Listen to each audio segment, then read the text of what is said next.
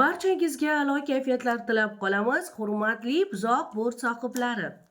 Sizlar uchun 2025-yil dekabr oyi uchun tarotdan xabar. Bu shunchaki kayfiyat uchun. Xo'sh, sizning oxirgi asosiy maqsadlaringiz nima? Sizda ko'pincha ikkilanishlar bor.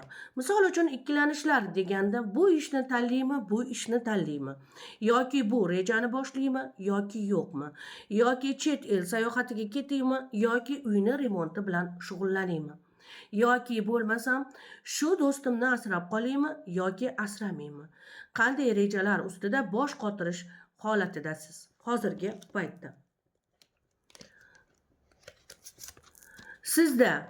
Sizda ko'plab yaxshi xushxabarli kunlar bo'ldi.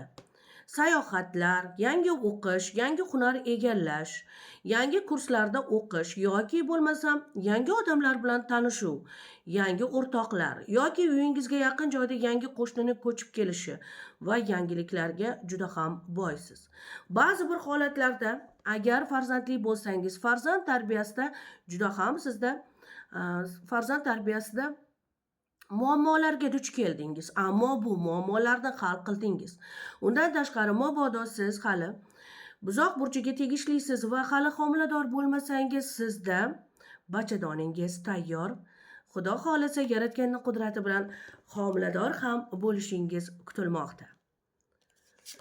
Undan tashqari sizda uyingizda, atrofingizda, o'qishingizda, agar turmushga chiqmagan bo'lsangiz, sizni sevgi munosabatingizda siz bir oz pauza qilishni boshlaysiz. Ya'ni bu pauza sizni 2026-yilga tayyorlab beradi. Ha, sizga xalaqit beruvchilar bor.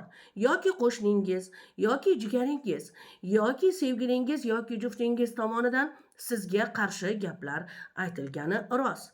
Ammo siz bu g'alabada tortishishni xohlamaysiz. Siz qanchadir muddatga o'zingizga pauza olishni istaysiz. Undan tashqari sizga pul kelishi kutilmoqda. Undan tashqari sizga katta xaridlar ham qilishni tavsiya qilmaysiz. Hamma narsani o'z boricha qabul qilishga harakat qiling. Chunki siz xohlagan narsa birdaniga tezlikda bo'lmasligi mumkin. Ammo sizni foydangizga hal bo'ladi. Buzoq burch vakillari, sizlardan hech qachon sizlarni pullar tark etmaydi. Chunki pullar buzoq burch sohibini yaxshi ko'radi. Buzoq burch sohibida faqatgina munosabatlarda tushunarsiz suhbatlar, uning tan olinmaganligi, vaqtida minnatdorchiliklar eshitmaganligi, shu holat faqat ularni qiynaydi. Misol uchun, hali siz turmushga chiqmagan buzoq burchi bo'lsangiz, sizning mehnatingizni hali seza olishmagani va siz juda ham kerakli shaxs ekanligingizni hali ham tan olishmagani sizni qiynaydi. Aslo bu narsadan xijolat bo'lmang, chunki sizni hamma yaxshi ko'radi. Hayotda o'z o'rningizga egasiz. Sizning ishlaringiz yurishadi dekabr oyida.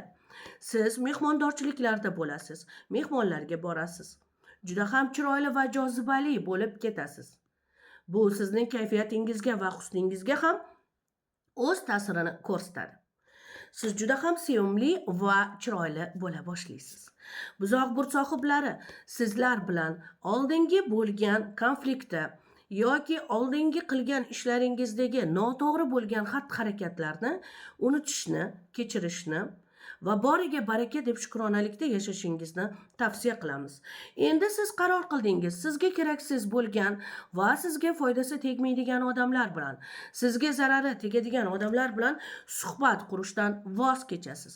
Chunki siz 2026-yilni boshqacha imij, boshqacha olam bilan kutib olish niyatingiz bor. Ha, bu sizning adolatli qaroringiz bo'ladi. Siz har doim adolatli qaror qilasiz. Faqatgina ba'zida siz keragidan ortiq kontrolga o'tib qolishingiz mumkin. Iltimos qilamiz buzoq burch sohiblari. Xoh erkak bo'ling, xoh ayol bo'ling, kimnidir yoki sizga yaqin bo'lgan odamni kontrol qilishni bas qiling. Kontrol sizga yaxshilikni olib kelmaydi. Kontrol qilayotganingizda hatto siz aldanib qolayotganingizni sezmay qolishingiz mumkin.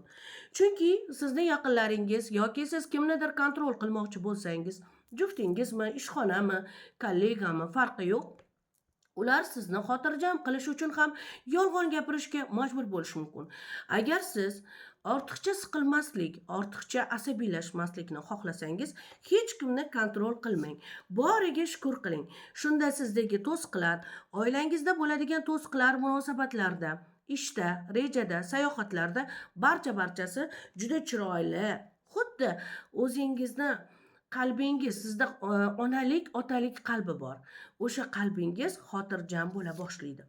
Dekabr oyida sizga yangiliklar, yangi sovg'alar, yangi imijlar, yangi rejalar, judayam yoqimli suhbatlar juda ko'plab bo'ladi. Dekabr oyi sizga judayam xursandchilik. Siz mana shu kelayotgan 2026-yilni boshqacha buzoq burchi bo'lib kutib olasiz. Ya'ni bu kartaning ma'nosi transformatsiya degani. Siz mana shu yilda juda ko'p charxlandingiz. Siz aynan mana shu yilda kim do'st, kim dushman, kim sizga kerak, kim sizga kerak emas, shuni angladingiz. Siz 2026-yilni qo'rquvlarsiz kutib olishga tayyorsiz. Ya'ni sizga qo'rquvlar yot bo'lsin. Siz ichki sizda qo'rquv bor. Bu narsani hammadan sir tutasiz. Sizning baland ovozingiz, chiroyli va ko'rkam ko'rinishingiz ichki qo'rquvingiz borligini yashiradi. Ammo qo'rquvlarga hojat yo'q. Mana, sizga pul kelmoqda, sizga tinchlik, xotirjamlik, sizga sovg'alar kelmoqda. Hatto sizni yo'qotib qo'ygan do'stlaringiz sizni qidirib topishadi. Siz 2026-yilni aynan mana shu dekabr oyida o'tadigan har bitta xursandchiligingiz sizni 2026-yilga ham chiroyli qilib olib o'tadi. Va 2026-yilingiz juda ham xuddi shu kabi omadli bo'lsin. Va katta xaridlarni tavsiya qilmaymiz. Boriga baraka va biron bir narsani qattiq kontrolga olishingizni ham tavsiya qilmaymiz. Baxtli bo'linglar, sog' bo'linglar, doim shunaqa shirin bo'lib kulib yuringlar. Hurmatli buzoq burch sohiblari.